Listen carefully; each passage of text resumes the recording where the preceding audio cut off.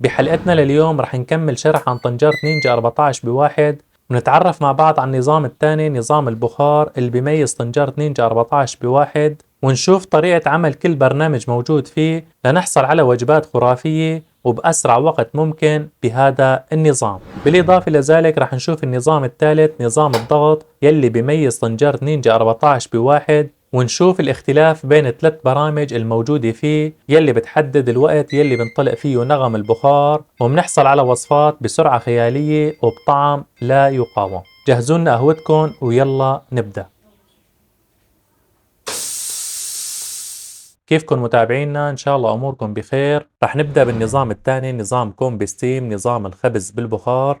طبعا أخواتي نظام الخبز على البخار بطنجرة النينجا هو من أحلى الأنظمة الموجودة بهي الطنجرة، وبالنسبة لنظام الخبز بالبخار هو من أحدث الأنظمة الموجودة بالعالم. أغلب الأفران الحديثة والمشهورة عالميا حاليا بتنزل بهذا النظام نظام الخبز بالبخار. وقبل ما نبدأ بشرح البرامج الموجودة بهذا النظام خلينا نأكد على كم نقطة مهمة جدا بهذا النظام. أول شغلة بهذا النظام أخواتي ما بنستعمله نهائيا بدون مي، وكمية المي مهمة جدا بالنسبة للبرامج الموجودة بهذا النظام. زيادة المي ما راح تخلي معنا الشغلة تقرمش وتتحمر، ونقصان المي ما راح تخلينا نوصل للنتيجة يلي بدنا إياها، وممكن يطلع معنا الأكل ناشف. ولكن بشكل عام تتراوح كمية المي بين النص كاسة لحد الكاستين تقريبا.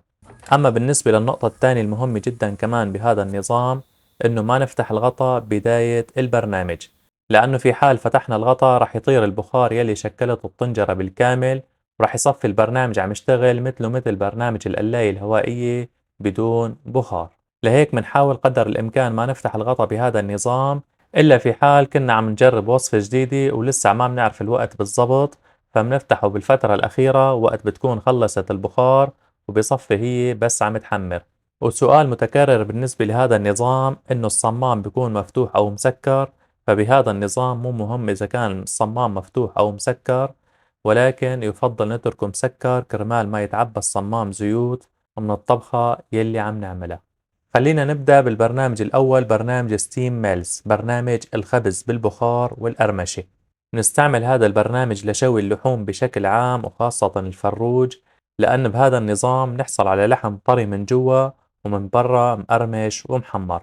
ومثل ما نكون شايفين من على اليمين بنحدد درجة الحرارة، ومن على اليسار بنحدد الوقت، وبعدها بنكبس على زر ستارت ليبدأ البرنامج.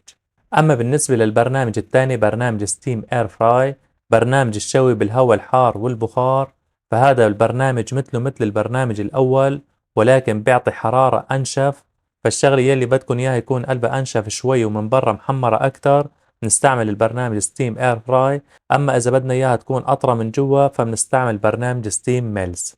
وكمان مثل النظام الأول من على اليمين نحدد درجة الحرارة، ودرجة الحرارة فيه 240 أعلى شيء، ومن على اليسار بنحدد الوقت كمان الوقت يلي بنحتاجه لطبختنا. أما بالنسبة للبرنامج الثالث برنامج ستيم بيك برنامج الخبز على البخار، فهذا من أحلى البرامج الموجودة بهي الطنجرة.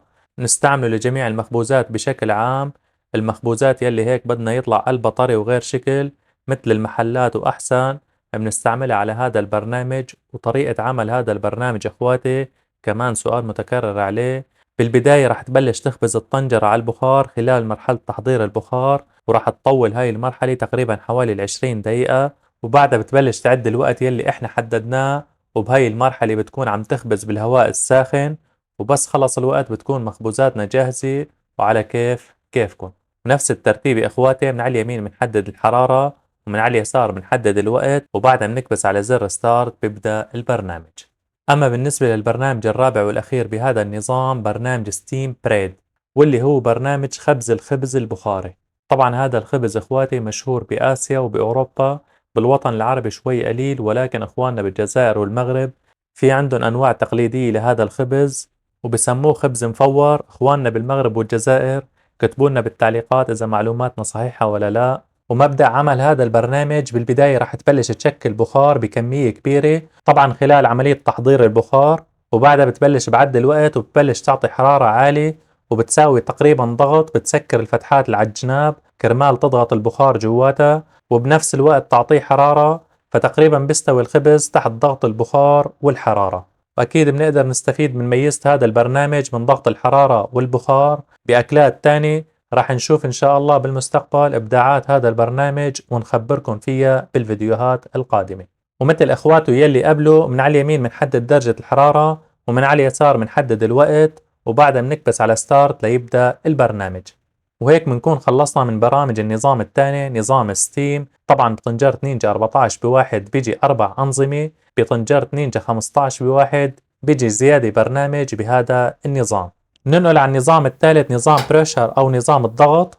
وبالنسبة لهذا النظام اخواتي بتكون من 3 برامج، 3 برامج نفس المبدأ بالنسبة للضغط، ولكن الفرق الوحيد بيناتهم هو ايمت بتطلق البخار. لأنه طنجرة النينجا 14 بواحد بتطلق البخار بشكل تلقائي، بينما الجيل السابق من طنجرة نينجا 14 بواحد اطلاق البخار بيكون بشكل يدوي، وبرنامج البخار فيه نظام واحد فقط. وبالنسبة لوظيفة كيب ويرم، وظيفة الاحتفاظ بحرارة الأكلة، رح تلاقوا الضوء شغال بجميع برامج الضغط، وإنه هاي الميزة شغالة أثناء برامج الضغط، ومهمتها تشتغل بعد ما تخلص الطنجرة ضغط وتخلص الأكلة، بتشتغل بشكل تلقائي كرمال تحافظ على حرارة الأكلة لحتى احنا نيجي نفتح الطنجرة أو نطفيها أو ناخد الأكلة ونصبها. وإذا بدنا هي الميزة ما تكون شغالة بعد ما تخلص الأكلة، نقدر نطفيها بأي وقت كان، بس مجرد بنكبس على هي الكبسة بنلاقي ضوء انطفى وبتكون هي الميزة مو شغالة. وبنصحكم اخواتي ما تشغلوا هي الميزة إذا كانت الأكلة معرضة لتلزق. نبدأ بالبرنامج الأول، برنامج إطلاق البخار بشكل طبيعي، برنامج ناترال ريليس. وبهذا البرنامج اخواتي الطنجرة رح تطلق البخار على أقل من مهلة بدون أي صوت أو بخار متصاعد من الطنجرة، وما راح نلاحظ نهائيا وجود بخار مي بالمطبخ. نقدر نستعمل هذا البرنامج بشكل خاص بالشتوية كرمال ما نساوي رطوبة بالبيت، ولكن بتستهلك وقت من 15 ل 20 دقيقة لحتى تخلص البخار الموجود فيها بشكل نهائي. كمان نقدر نستعمله بالأكلات هيك القاسية مثل الحبوب كرمال تستوي أكثر خلال عملية إطلاق البخار، أو مثل اللحوم كمان نعطيها استواء أكثر. وبما أن ذكرنا الحبوب إخواتي،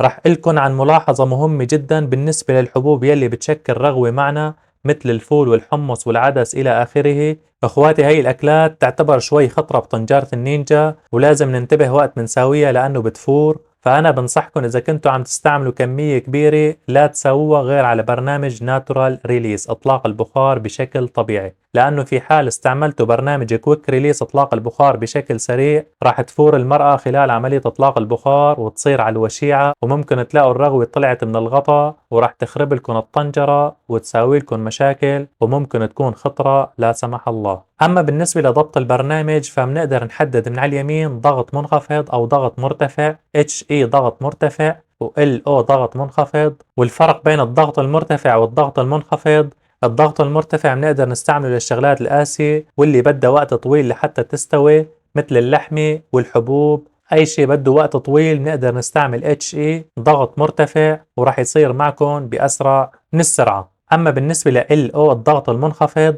نستعمل هذا الضغط للأكلات الناعمة واللي بدنا هيك منظرها من برا يضل بشهي مثل الرز بشكل عام، أو أكلات الخضرة أو الكبسة أو المقلوبة. وبنفس الوقت كمان نقدر نستعمل هذا البرنامج للأكلات يلي فيها مرقة قليل كرمال تضغط الطنجرة، لأنه إذا استعملنا المرقة قليلة وكنا مستعملين HE ضغط مرتفع راح تعطيكم خطأ نو بريشر والطنجرة ما راح تضغط. أما بالضغط المنخفض فتقريبا بتضغط حتى لو كانت كمية المي قليلة كتير. من على اليسار بنحدد الوقت وبنكبس على زر ستارت ليبدأ البرنامج، بتبلش تحضر البخار وبعدها بتعد الوقت على التنازلي، وبعدها بتزمر وبتبلش تطلق البخار بشكل طبيعي. آخر شيء بتزمر كرمال تنبهنا انه خلصت. اما بالنسبة للبرنامج الثاني برنامج كويك ريليس اطلاق البخار بشكل سريع، وهذا البرنامج هو الاكثر استعمال بطنجرة النينجا بما انه احنا مشترين الطنجرة للسرعة، فهذا هو البرنامج يلي راح نستعمله اكثر شيء بالضغط. طريقة عمله كتير سهلة، من على اليمين بنحدد ضغط مرتفع أو ضغط منخفض،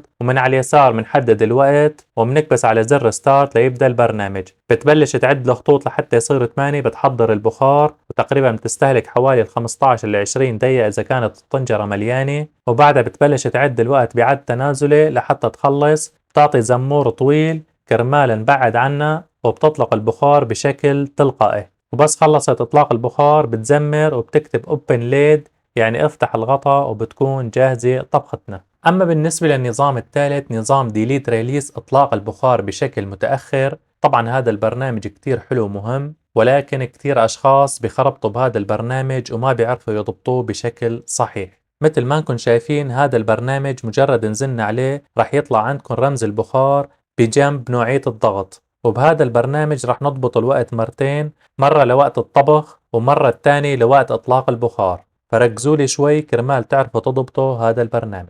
بالبداية نختار نوعية الضغط سواء كان مرتفع أو منخفض حسب طبختنا، ومنحدد من على اليسار وقت الطبخ مثل البرامج يلي قبله. أما الزيادة بهذا البرنامج إنه بنكبس على زر البخار كرمال نحدد الوقت لإطلاق البخار بشكل كامل، فبتكتب كلمة ست وبجنبها بيكون بشكل افتراضي 10 دقايق، ونحن هون نختار الوقت يلي بدنا إياه تفضي الطنجرة الضغط بالكامل. ومبدأ عمل هذا البرنامج نحن بس حددنا الوقت فرضا بعد 10 دقائق تطلق البخار بشكل كامل، خلال ال10 دقائق بعد ما تخلص الأكلة رح تطلق البخار بشكل طبيعي مثل البرنامج الأول، وبعد ما توصل ال10 دقائق رح تزمر وتطلق البخار بشكل سريع مثل البرنامج الثاني، بحيث تخلص البخار الموجود فيها بالكامل. نقدر نستعمل هذا البرنامج لأكلات المرأة كرمال يهدى بخار المي الموجود بالضغط، وبعدين بتنفس بس الهواء جاف، وبتقدروا تستعملوه كمان للطبخات يلي بدها تهداية مثل الرز أو عدة وصفات رح نشوفها إن شاء الله بالمستقبل.